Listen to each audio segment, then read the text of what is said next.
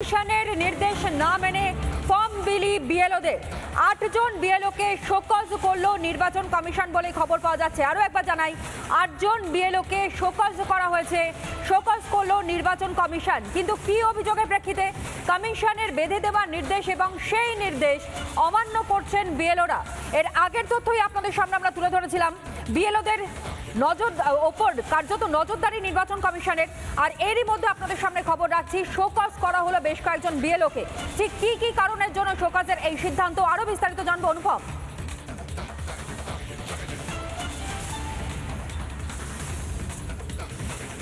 দেখো, ৮ জন বিএলও রয়েছেন booth level officer, যার মধ্যে অধিকাংশই শাসক দলের অফিসার বলে এমনটা কিন্তু কমিশন সূত্রে খবর। অর্থাৎ রাজ্যে যে শাসক দল রয়েছে সেই শাসক দলের পক্ষে হয়ে অনেকেই কাজ করছিলেন এমন অভিযোগ উঠছিল। এবং এই যে বিএলএ অর্থাৎ বুথ লেভেল এজেন্ট এবং বিএলও যারা রয়েছেন এদের একটা যোগসাযোগের অভিযোগ তোলা হচ্ছিল। সেক্ষেত্রে দাঁড়িয়ে এই ৮ জনের বিরুদ্ধে যে শোকজের সিদ্ধান্ত কমিশন নিয়েছে, সেই শোকজের পাশাপাশি কোথাও আইনি কোনো ব্যবস্থা নেওয়া যায় কিনা সেটাও দেখা হচ্ছে। ফলে যেটা আমরা বারবার বলছিলাম যে এটা করা যাবে না, কারণ দিল্লি নির্বাচন কমিশন বা নির্বাচন কমিশন তাদের একটা গাইডলাইন রয়েছে যে প্রসিডিওর হচ্ছে বাড়িতে বাড়িতে যেতে হবে এবং বাড়িতে বাড়িতে গিয়ে একটি নির্দিষ্ট ভোটারের হাতে তার এমএলএ ফর্ম দিতে হবে। যেটা হচ্ছে না, যেটা জেলায় জেলায় ছবি।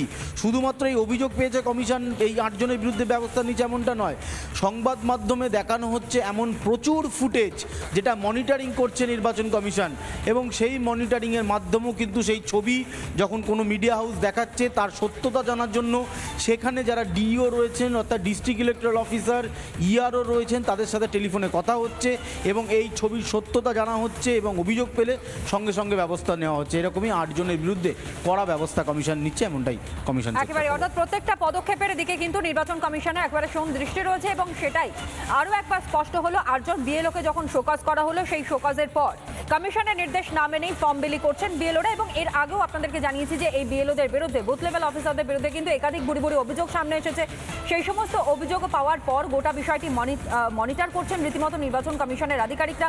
এমনকি এই বিশেষ নজরদারির পরই কার্যত ৮ জন বিএলওকে শোকজ করবারও সিদ্ধান্ত নেওয়া হয়েছে। ফর্ম বিলিতে বেনিয়ম এবং সেই বেনিয়মের অভিযোগ পাওয়ার পরই বিএলওদের বিরুদ্ধে কড়া পদক্ষেপ নিল নির্বাচন কমিশন। নির্বাচন কমিশনের পক্ষ থেকেই বড় পদক্ষেপ। এবং আরও একবার আমি একটু ফেরবার চেষ্টা করবো অনুপমের কাছে। অনুপম, যেমনটা তুমি বলছিলে যে ইআরওদের কাছেও কিন্তু বিভিন্ন ধরনের ইনফরমেশন বিভিন্ন সময় আসছে এবং তারাও যাতে বিশেষভাবে নজরটা দেন সেই বিষয়টার দিকেও কিন্তু ইলেকশন কমিশনের একটা নজর রয়েছে। এই ৮ জনকে যে শোকজ করা হলো, এর পরবর্তী পদক্ষেপ তাহলে নির্বাচন কমিশনের কি হতে চলেছে বলে জানতে পারছো, বা আরও কোনো কড়া পদক্ষেপ কি কমিশনের পক্ষ থেকে নেওয়া হবে?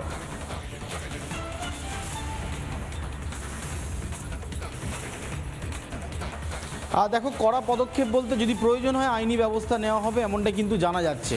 এখন প্রশ্ন হচ্ছে যে কমিশন কেন এই ব্যবস্থা নিল? কারণ যেটা আমরা বলছিলাম যে কমিশনের কাছে এই অভিযোগ বারবার আসছিল এবং কমিশন কার্যত অসন্তুষ্ট হচ্ছিল। দিল্লি নির্বাচন কমিশনের তরফে গাইডলাইন বেঁধে দেওয়া হয়েছে। সেই গাইডলাইন অনুযায়ী প্রত্যেকটা যারা ডিস্ট্রিক্ট ইলেকট্রাল অফিসার রয়েছেন, ডিইও, মূলত এরা জেলা শাসক হন, এদের কাছে সেই নির্দেশিকা পৌঁছে গেছেন। যারা ইআরও, এইআরও অর্থাৎ এসডিও, বিডিও, তাদের কাছেও সরকারি নির্দেশিকা পৌঁছে গেছে। তাহলে সরকারি নির্দেশিকা পৌঁছানোর পরেও যদি এই ধরনের ছবি দেখতে হয়, যেখানে পার্টি অফিসে বসে শাসক দলের বিএলএর পাশে বসে একজন বিএলও যার বাড়ি বাড়ি গিয়ে ফর্ম বিলি করার কথা, তিনি পার্টি অফিস থেকে বিলি করছেন, নির্দিষ্টভাবে কমিশনের কাছে এই অভিযোগ এসছে। এবং আমরা কিছুক্ষণ আগেও বলছিলাম যে বিএলও ঐক্য মঞ্চের তরফেও কিন্তু ওই অভিযোগ দায়ের করা হয়েছে যে কোথাও কোথাও বিএলএ শাসক দলের যারা এজেন্ট রয়েছেন তারা কোথাও ভয় দেখাচ্ছেন, কোথাও প্রেশারাইজ করছেন, কোথাও প্রলোভন দেখাচ্ছেন বিএলওদের যে আপনারা এখানে আসুন এবং এখান থেকেই ফর্ম বিলি করুন। এই অভিযোগ নির্দিষ্টভাবে বেশ কয়েকজনের বিরুদ্ধে বিএলও ঐক্য মঞ্চের তরফে আজকে নির্বাচন কমিশনে অভিযোগও দায়ের করা হয়েছে, সেই চিঠিও আমরা দেখাচ্ছি। ফলে এই অভিযোগগুলো কমিশনের কাছে আসছিল, কমিশন বারবার মনিটরিং করছিল। শেষমেশ ৮ জনকে বাছাই করা হয়েছে, 8 জনকে তারা চিহ্নিত করেছে, এদের বিরুদ্ধে কড়া ব্যবস্থা নিচ্ছে। এবং এখান থেকেই এই বার্তা প্রত্যেকটা জেলায় জেলায় পৌঁছে দিতে চাইছে কমিশন যে যদি কেউ এই ধরনের কাজ করেন বা যদি কেউ কোনো বিএলও প্রেশারাইজড হতে থাকেন, তিনি সরাসরি কমিশনে জানান। কমিশনের নির্দিষ্ট হেল্পলাইন রয়েছে। আবার একটু দেখে নাও, তুমি দেখতে পাচ্ছ এসআইআর কন্ট্রোল রুম রয়েছে, এই এসআইআর কন্ট্রোল রুমের নাম্বার রয়েছে, হেল্প ডেস্ক খোলা হয়েছে। এছাড়াও বিএলওদেরকে বাড়তি সুবিধার জন্য তিনি ডিস্ট্রিক্ট ইলেকট্রাল অফিসারের সাথে যোগাযোগ করতে পারেন। এত কিছু প্রসিডিওরের পর কেন বারবার এই অভিযোগ আসবে, এই প্রশ্নটা বারবার তোলা হচ্ছে।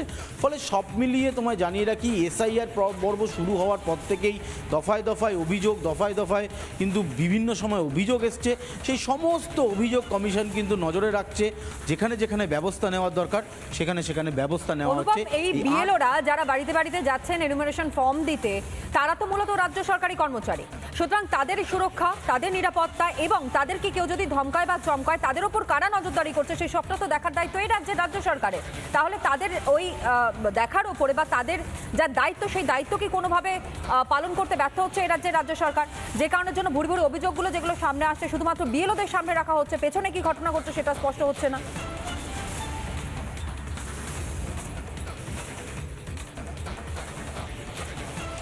দেখো, তোমায় জানিয়ে রাখি যে শুধুমাত্র যে বিএলওরা এই ধরনের প্রবলেমের মধ্যে পড়ছে এমনটা নয়।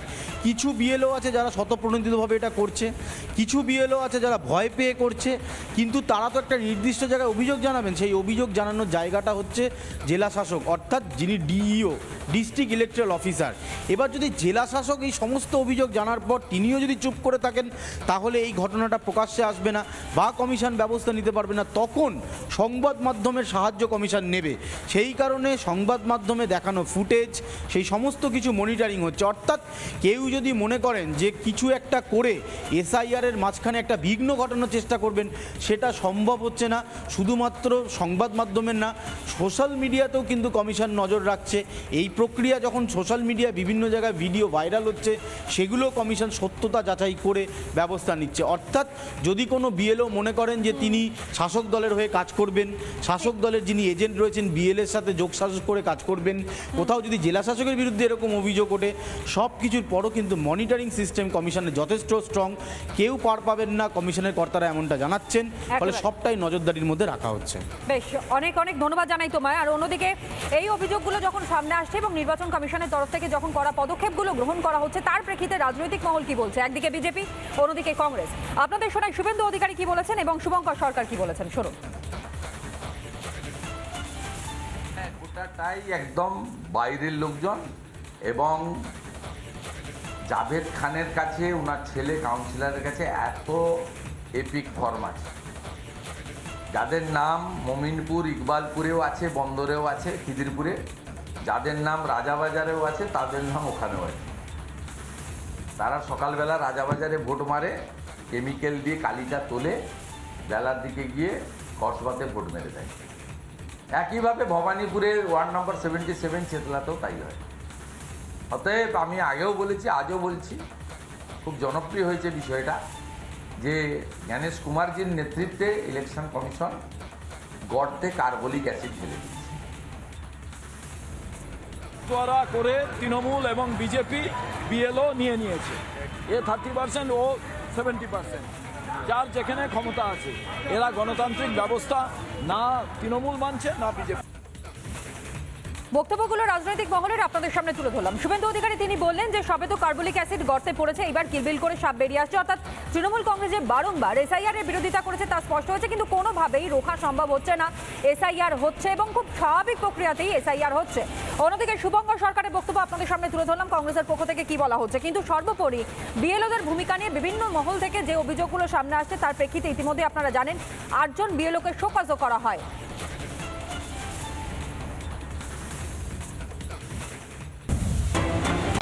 নানা ধরনের কন্টেন্ট দেখার জন্য লাইক করুন, শেয়ার করুন আমাদের ফেসবুক পেজ, সাবস্ক্রাইব করুন আমাদের ইউটিউব চ্যানেল। পাশাপাশি অন্যান্য ব্রেকিং নিউজের জন্য অবশ্যই চোখ রাখুন রিপাবলিক বাংলায়।